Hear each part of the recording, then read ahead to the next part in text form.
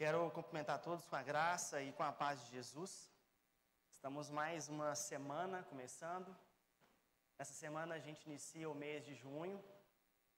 Nesse mês de junho a gente continua na quarentena e tendo apenas um culto por semana. Mas pela graça do Senhor nós continuamos vivos e continuamos aqui para honrar o nosso Deus, que é digno de tudo isso.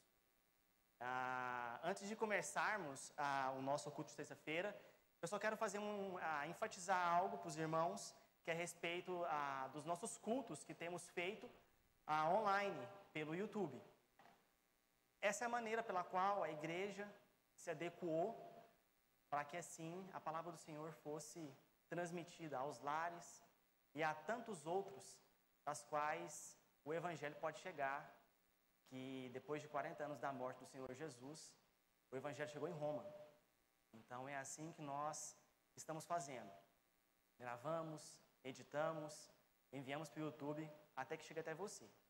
Então, eu te peço que você, quando entrar no YouTube, pegue esse link e encaminhe para os seus amigos, os grupos de WhatsApp das famílias, do trabalho, mas faça com que a palavra do Senhor chegue até mais uma pessoa. Porque chegando até mais uma pessoa, eu tenho a plena certeza de que a palavra do Senhor, ela tem o poder de mudar e transformar aonde ela chega. Amém? Então, para nós podermos começar o nosso culto de hoje, eu quero te convidar para que você abra a sua Bíblia na primeira epístola de Pedro, capítulo 1, dos versículos 13 a 16. Você possa abrir então a sua Bíblia em 1 Pedro, capítulo 13, capítulo 1, versos de 13 a 16. Eu vou ler em outra versão, que é a nova versão, mas você também possa ler na versão que você tem, que é a Almeida Corrigida. Mas o texto vai falar a mesma mensagem. O título desse texto é Chamados para uma Vida de Santidade. Diz assim: portanto, preparem sua mente para a ação e exercitem o autocontrole. Depositem toda a sua esperança na graça que receberão quando Jesus Cristo for revelado. Sejam filhos obedientes, não voltem ao seu antigo modo de viver, quando satisfazem os próprios desejos e vivam na ignorância. Agora, porém, sejam santos em tudo que fizerem, como é santo aquele que os chamou, pois as Escrituras dizem: sejam santos, porque eu sou santo. E na outra versão diz que sede santos, porque eu sou santo. Na verdade, Pedro, ele quer fazer apenas um lembrete de que o sangue de Cristo Jesus nos comprou. Antes éramos rebelados, éramos filhos da desobediência. Mas por causa da morte de Jesus Cristo, ele nos chamou do império das trevas e nos transportou para o reino do Filho do seu amor. Assim, nós entendemos que mesmo ainda sendo pecadores, nós precisamos pedir perdão a Jesus Cristo, que é o nosso advogado, é o nosso sumo sacerdote diante do Pai. Então, nesse momento, é um momento de pedir perdão, confissão dos nossos pecados. Eu quero te convidar para que você baixe sua cabeça e você possa ter um momento com o Senhor, na qual você possa compreender qual realmente é a sua posição diante do Senhor, uma posição de pecador, na qual você compreende que sem Ele, sem Cristo Jesus, nós não seríamos capazes de nos chegar diante do Pai. E é isso que Ele quer, que nós tenhamos um coração quebrantado, um coração contrito e compungido. Quero te convidar então que você possa orar ao Senhor nesse momento. E daqui a alguns instantes eu quero esse momento de silêncio para que nós possamos fazer essa oração.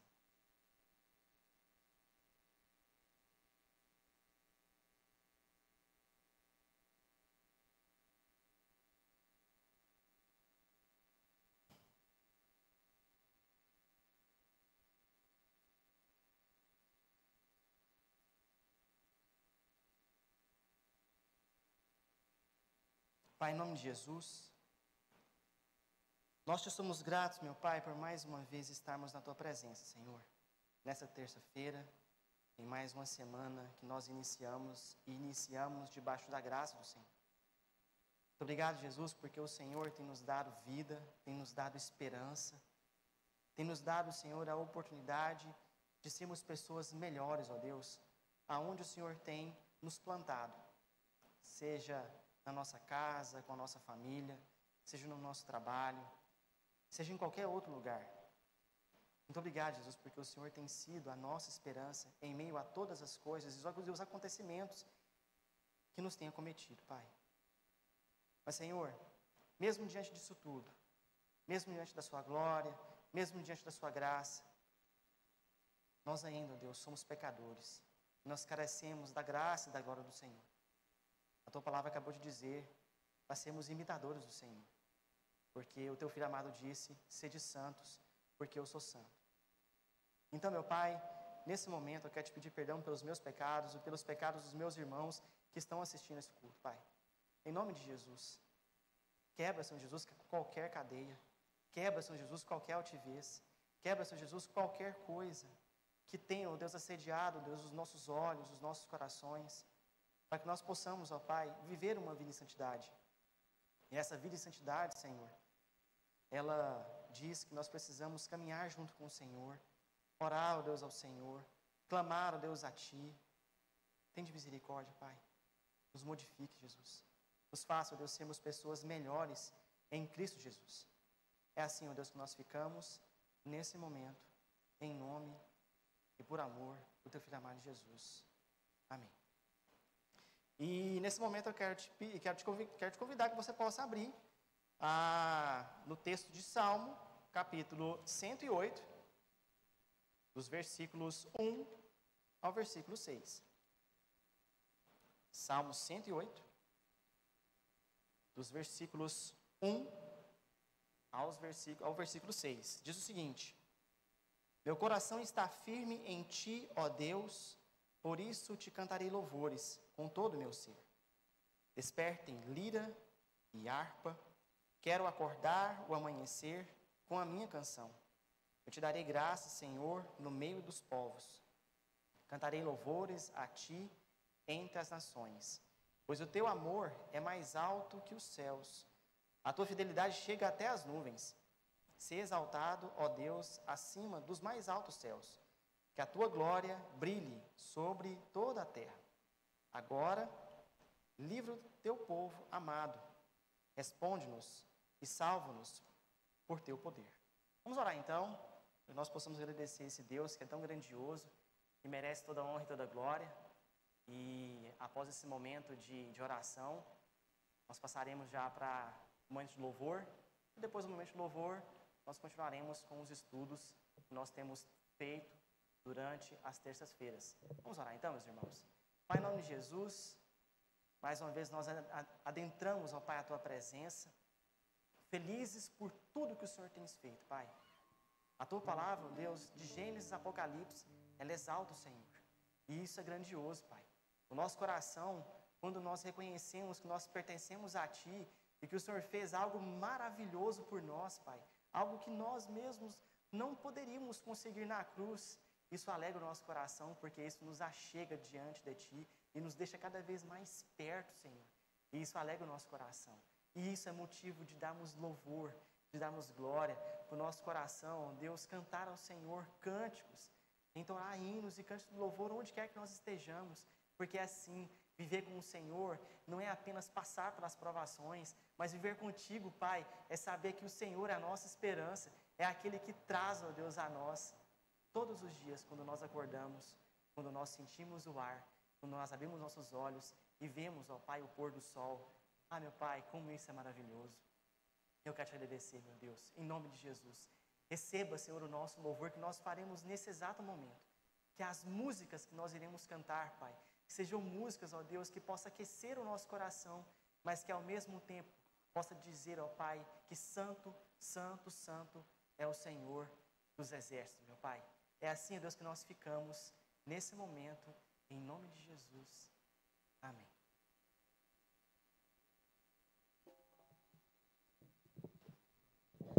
Boa noite, querido. Graça e paz a todos vocês que estão aí em suas casas, em seus lares, todos vocês que estão acompanhando agora, neste momento, o nosso culto. Quero convidar você para que nesse momento nós possamos estar cantando louvores ao nosso Deus.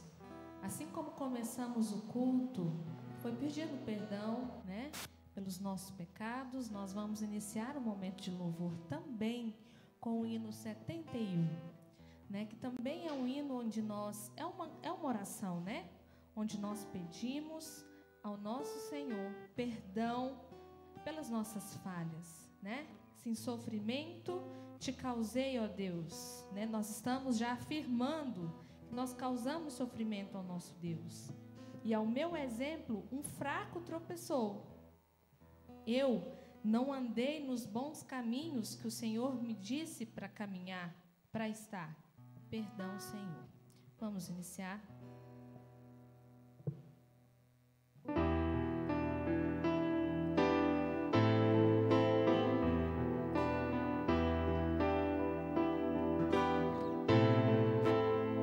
lá? Sem sofrimento te causei.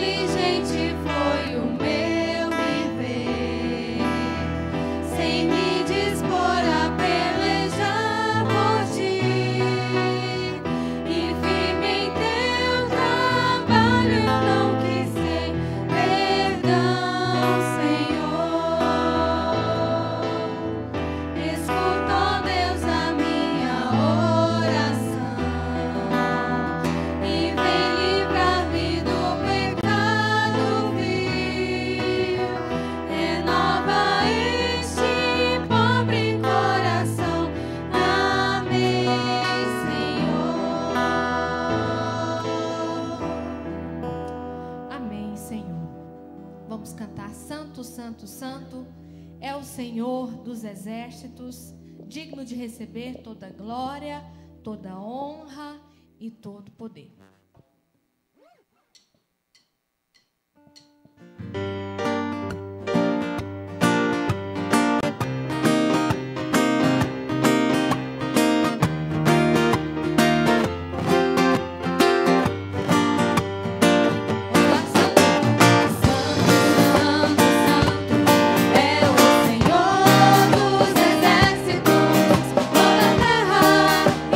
Cheia da sua glória.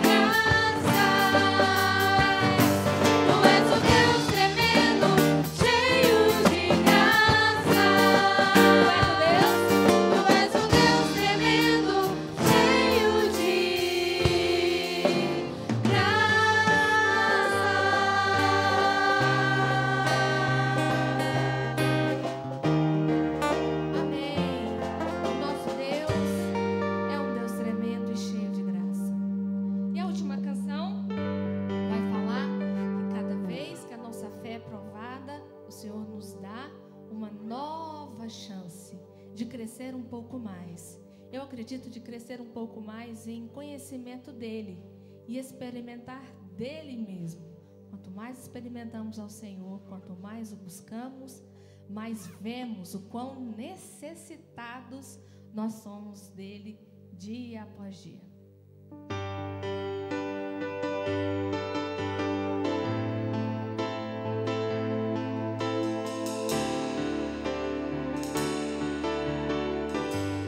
Vamos dizer cada vez? Cada vez que a minha fé é provada, tu me dás a chance de crescer um pouco mais.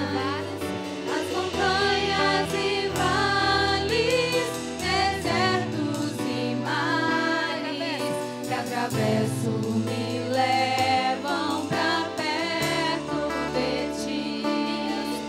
Minhas provações não são maiores que o meu Deus e não vão me impedir de caminhar. Se diante de mim não se abrir o mar, Deus vai me fazer andar por sobre as águas, rompendo em fé. Minha vida se revestirá do teu poder, rompendo em fé. Com ousadia vou mover o sobrenatural. Vou lutar e vencer, vou plantar e colher. A cada dia vou viver, rompendo em fé.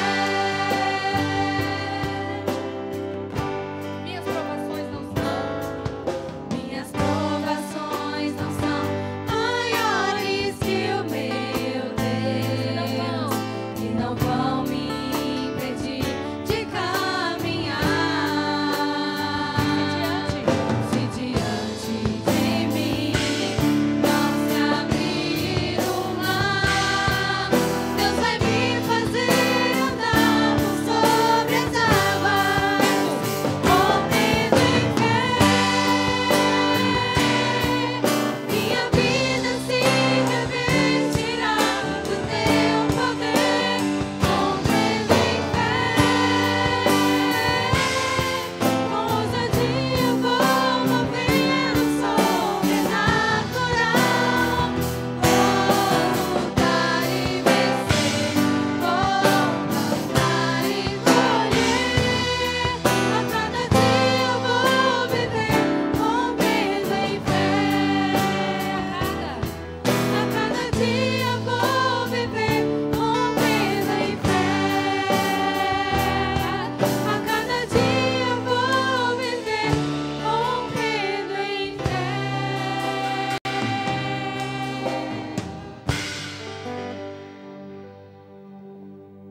Vamos orar? Senhor, muito obrigada, Pai, por mais um dia. Muito obrigada por tudo que o Senhor tem nos realizado em nossas vidas. Muito obrigada porque podemos continuar glorificando ao Senhor, cultuando o Senhor mesmo de casa, Pai. Esteja nos abençoando também cada família da igreja, Pai.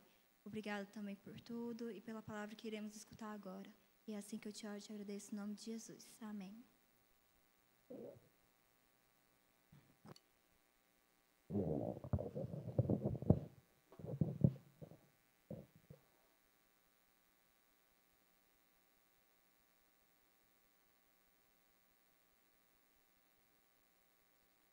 Boa noite, querido. Graça e paz. Tudo bem com você? Eu espero que sim.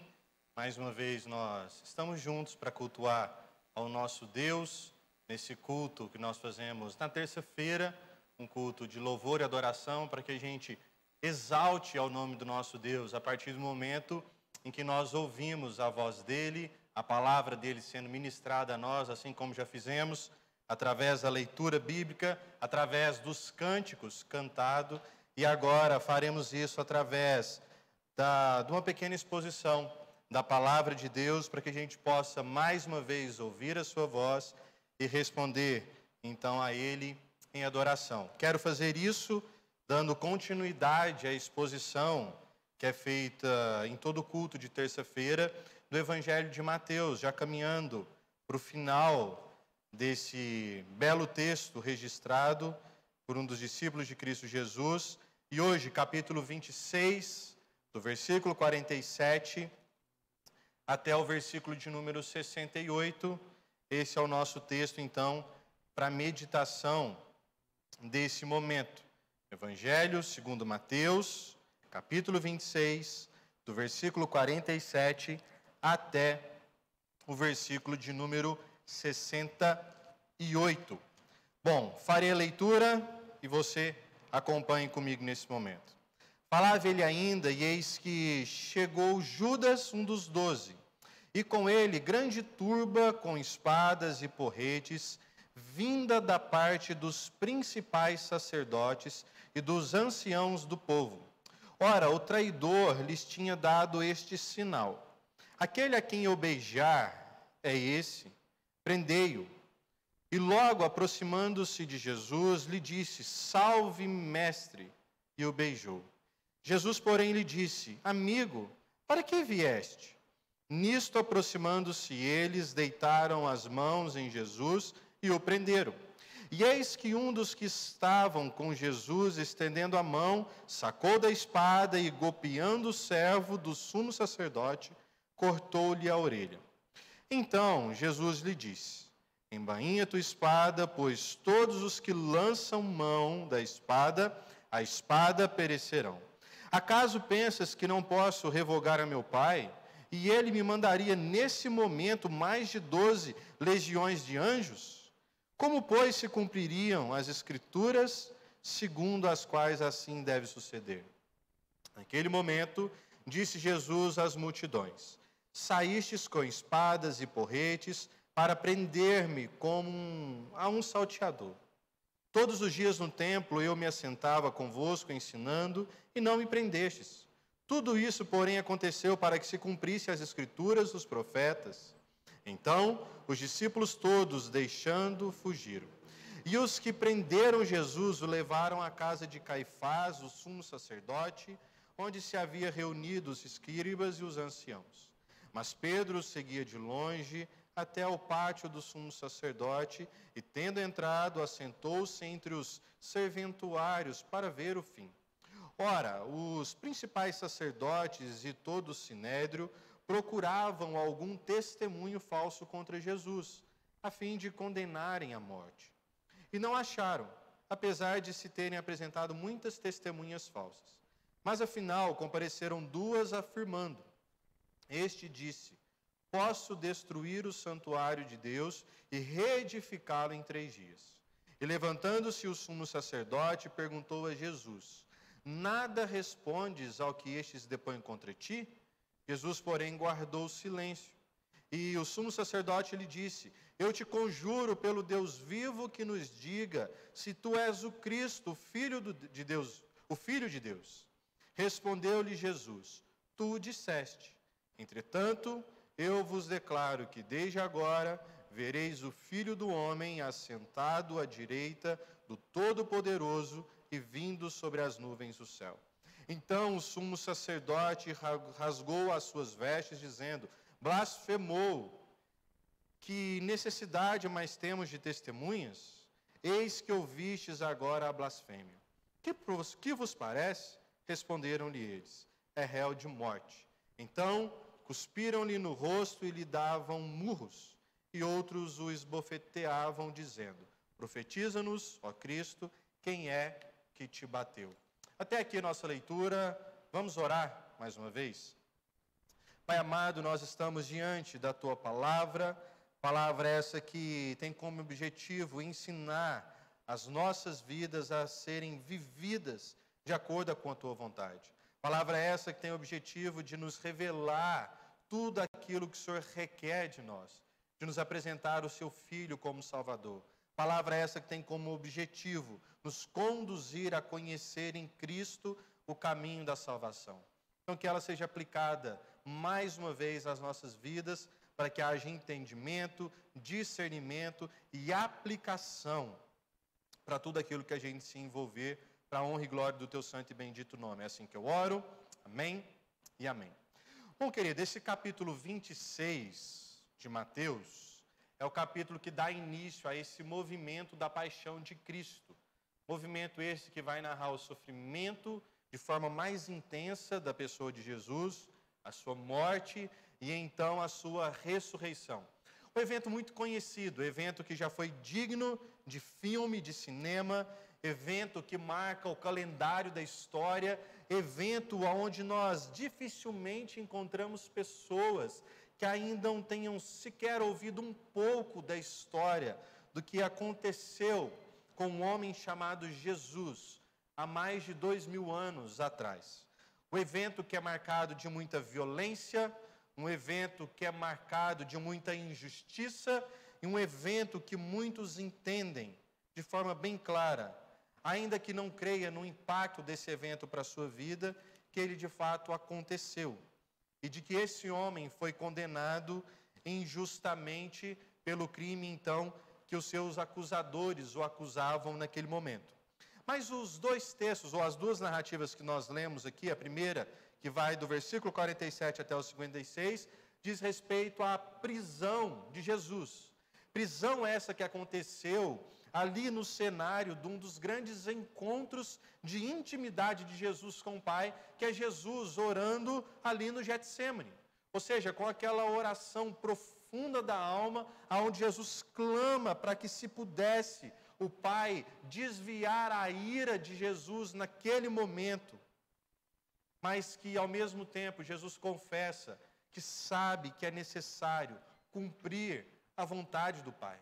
Ou seja, daquele que estava mostrando na sua humanidade que sofreria o peso da culpa dos pecados de toda a humanidade, em toda a história da face da terra sobre si, no momento da sua morte.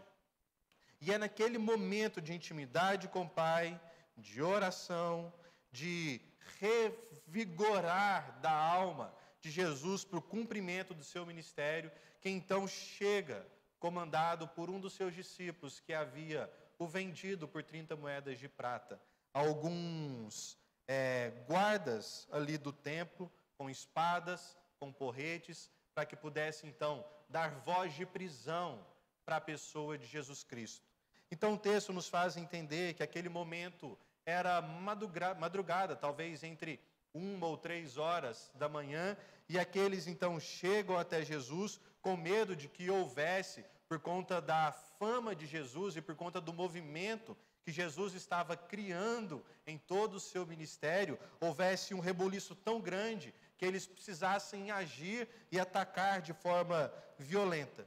Mas ali então, como havia sido combinado por Judas, com aquelas pessoas que prenderiam Jesus, com os religiosos daquele tempo, Judas então dá o sinal, um beijo em Jesus, eles sabem, reconhecem quem de fato é que eles devem prender, e então começa a cena onde o mestre começa, de certa forma, a acalmar os corações daqueles que estavam presenciando esse momento. Perceba que quando Judas, então, identifica Jesus com um beijo, Judas pede para que Jesus, então, numa atitude desesperada, possa sair fugindo daqueles que o queriam prender. Jesus diz para ele, olha, por que você está fazendo isso? Eu já sei que isso vai acontecer. Eu não vou me colocar resistente a isso. Ou quando o seu outro discípulo mais afoito, que a gente conhece na narrativa do outro evangelho de João, que foi Pedro quem tomou a posição de pegar uma faca, uma pequena espada, então cortar a orelha de um daqueles soldados, Jesus diz, olha, não é necessário que você faça isso. O julgamento pela espada, pela mesma espada será julgado. E Jesus, então, não registrado aqui, mas em outro evangelho, usa de forma milagrosa para restaurar a orelha daquele que havia perdido uma parte do seu corpo. Ou seja, Jesus estava mostrando que ele estava entendendo o que estava acontecendo naquele momento. Ou seja, Jesus está deixando claro que ele não tinha nenhuma objeção para aquilo que estava acontecendo naquele momento. Jesus está mostrando nas suas atitudes que para ele não é desconhecido o fato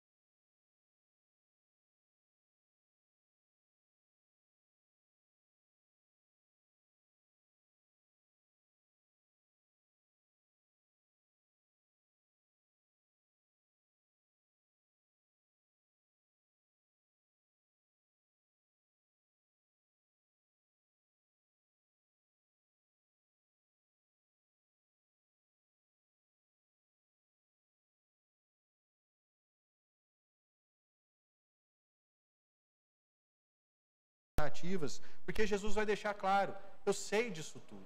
Jesus já havia dito algum tempo atrás que seria necessário no comecinho do capítulo 26, versículo 2: sabeis que daqui a 2 dias celebrar-se-á a Páscoa, e o Filho do Homem será entregue para ser crucificado.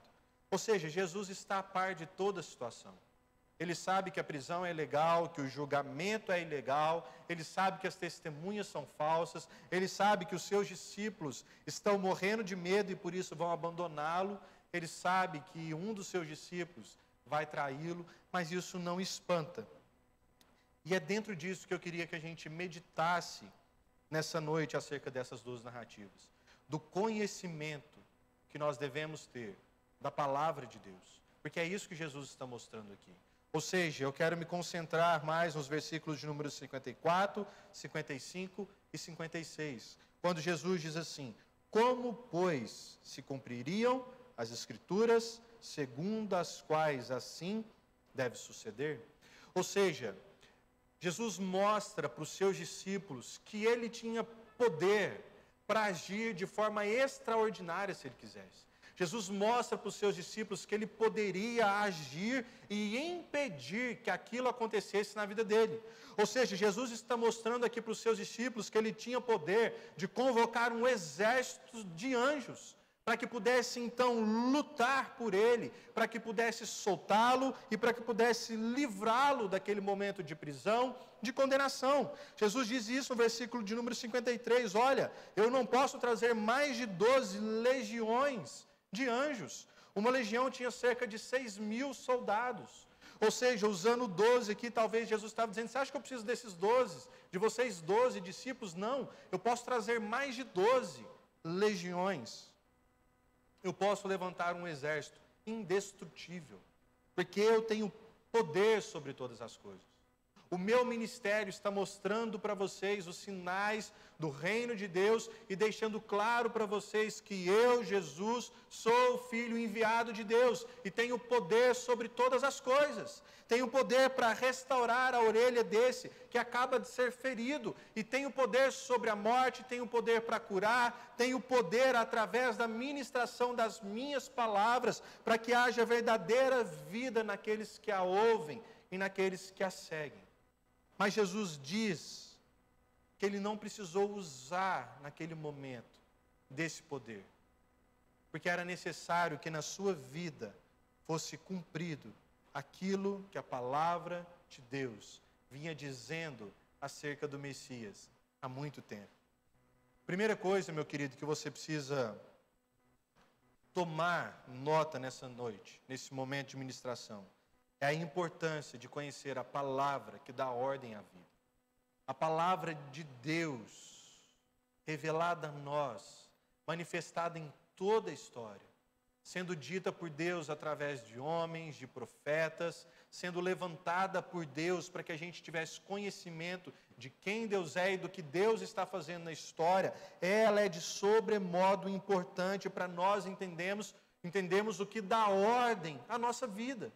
Quantas e quantas vezes nós não buscamos ordenar as nossas ações a partir da sabedoria humana, a partir dos conselhos humanos, a partir dos livros humanos, a partir da ótica humana sobre todas as coisas na vida, quando o próprio exemplo de Jesus nos mostra que a vida dele é vivida debaixo da ordem da palavra de Deus.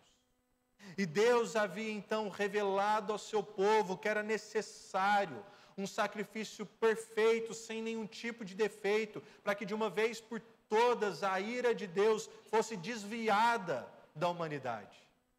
Deus disse que era necessário que o filho de Davi se assentasse no trono e pudesse reinar eternamente sobre a vida do seu povo.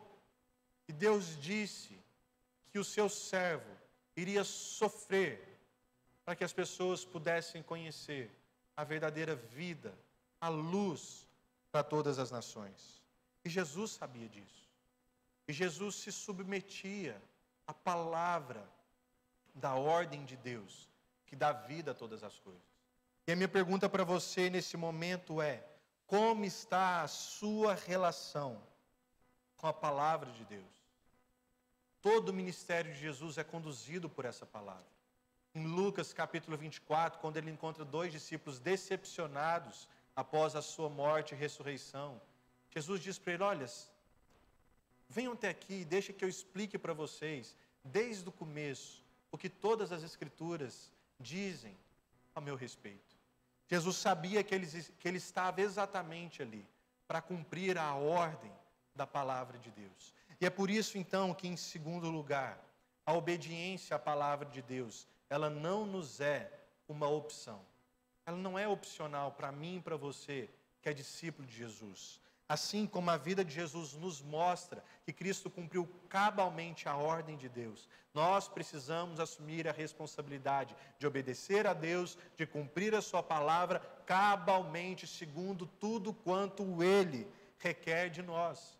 Quando a gente vai para o comecinho do Evangelho de João, a gente vê Jesus assumindo-se como essa própria palavra encarnada, ou seja, esse entendimento de que ele estava inserido na ordem de Deus, e ao mesmo tempo, quando a gente lê João capítulo 4, Jesus ensinando aos seus discípulos que ele deixava de comer quando os discípulos ofereceram comida para ele, porque ele tinha um objetivo específico a cumprir na sua vida, que era cumprir a vontade de Deus, que esse era o propósito dele. Ou quando a gente lê em Filipenses capítulo 2, a vida de Jesus sendo obediente até o seu propósito, que é a morte e morte de cruz.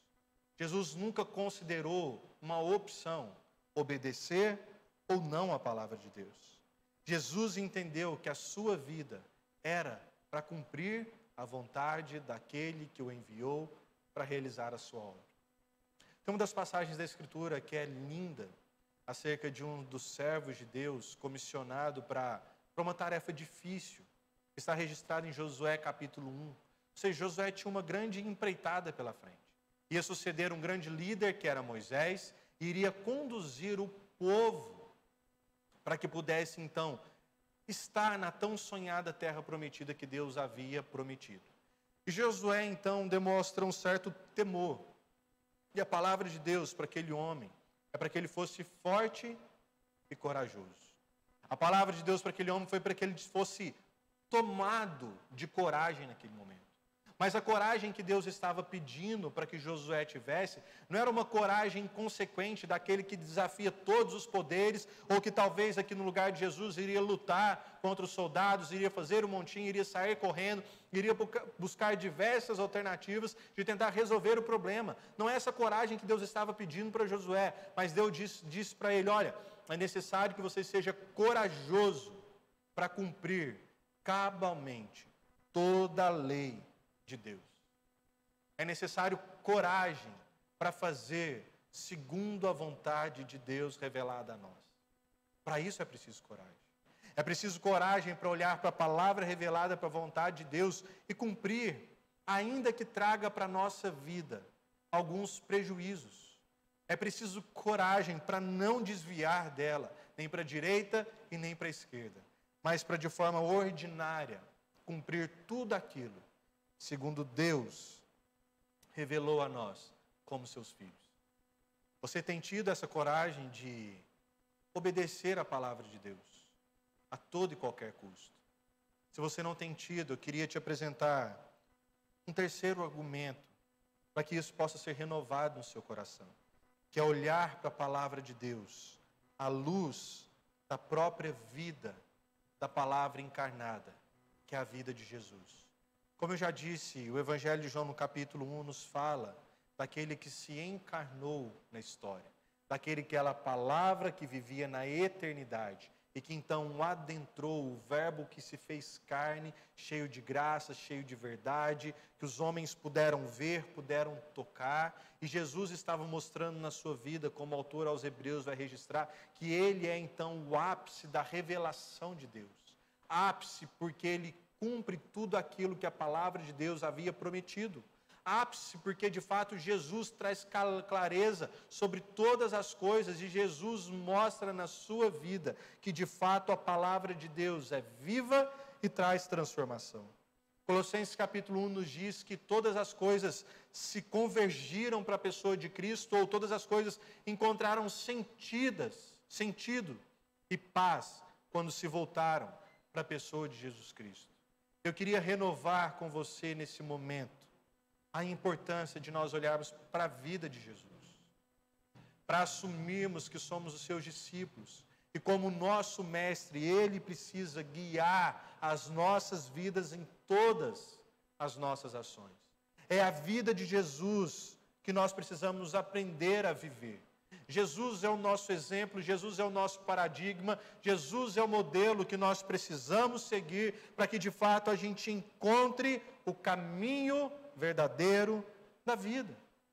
O que esse texto mostra para nós é que quando nós não olhamos para a pessoa de Jesus, estamos sujeitos aos mesmos erros que esses homens naquele tempo cometeram. Ou seja, não é de nos escandalizarmos a olhar para dentro de nós mesmos a possibilidade de eu e você sermos também um traidor.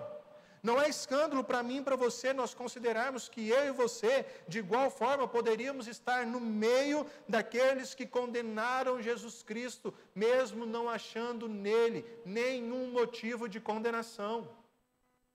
É isso que a gente tem feito, desde quando nós decidimos não mais viver a vida que Deus tinha para nós, mas sermos então o autor das nossas próprias leis, nosso próprio padrão de vida, e então começamos a trair, começamos a mentir, começamos a dar falso julgamento, começamos a dar falso testemunho, começamos a usar de diversas artimanhas para nos defendermos, até se preciso for, tirando a vida de alguém. Essa é a humanidade caída. Esse sou eu e você. Mas a graça do Evangelho nos mostra que a palavra encarnada de Deus nos chama em alto e bom som para experimentarmos de novo a vida que emana dela. E nós experimentamos isso quando nós olhamos para Jesus como Senhor e suficiente Salvador das nossas vidas. E através do próprio Espírito de Cristo, temos aplicado ao nosso coração a palavra de Deus. Aliás, essa é a missão do Espírito de Cristo. Jesus diz que o Consolador viria e ele teria a tarefa de nos ensinar todas as coisas e de nos fazer lembrar de todas as coisas. Quando Jesus comissiona ou envia os seus discípulos à igreja, ele disse que era necessário que aqueles que, então, fizessem agora parte do corpo, fossem sinalizados através do batismo, aprendessem todas as coisas que ele havia ensinado. Era necessário que eles aprendessem. É necessário que eles praticassem tudo que é a palavra de Deus. Meu querido, essas duas narrativas que dizem respeito à vida e à obra de Jesus, que são momentos específicos da história, aonde Cristo, pela palavra de Deus, está sendo voluntariamente entregue para que possa morrer pelo meu e pelo seu pecado. É nesse momento da história que eu queria que você ganhasse, que você fosse tomado no seu coração mais uma vez da importância da palavra de Deus sobre as nossas vidas. É através dela que nós conhecemos Jesus. É através dela que Jesus se faz vivo para nós.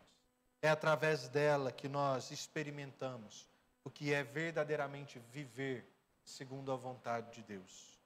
Espero que Deus tenha falado no seu coração essa noite, que Deus tenha cuidado de você naquilo que era pecado, para que você tome consciência e peça perdão a Ele. Que Deus então possa te dar uma nova realidade de vida, agora diante da palavra viva dEle, como vimos nesse momento, que foi norteadora para o próprio ministério, para a própria vida de Jesus Cristo. Deus te abençoe, Deus cuide de você. Quero agora, nesse momento, orar por mim e por você. Deus, obrigado mais uma vez pela Tua palavra ministrada, pelo cuidado sobre as nossas vidas, porque o Senhor é quem, mesmo sentado no alto e sublime trono, foi Emanuel que desceu e habitou no meio do Teu povo, para que a gente pudesse conhecer a Tua viva palavra e para que a gente pudesse viver por ela. Obrigado pela obra de Jesus. Obrigado porque Jesus não considera nenhuma outra coisa, a não ser cumprir aquilo que o Senhor colocou como propósito de vida para Ele. Que seja isso também que tome conta do nosso coração nesse momento. Cumprir o que o Senhor colocou como propósito sobre as nossas vidas. Então que o Senhor reanime o nosso ânimo, que o Senhor aumente o nosso zelo pela Tua palavra, para que a gente continue vivendo para a honra e glória do Teu santo e bendito nome. Amém? E amém. E agora, irmãos, que a graça do nosso Senhor Jesus Cristo, o amor de Deus o Pai e as eternas consolações do Espírito Santo sejam com todos, com cada casa, hoje, para todos sempre. Amém e amém. Deus te abençoe, querido.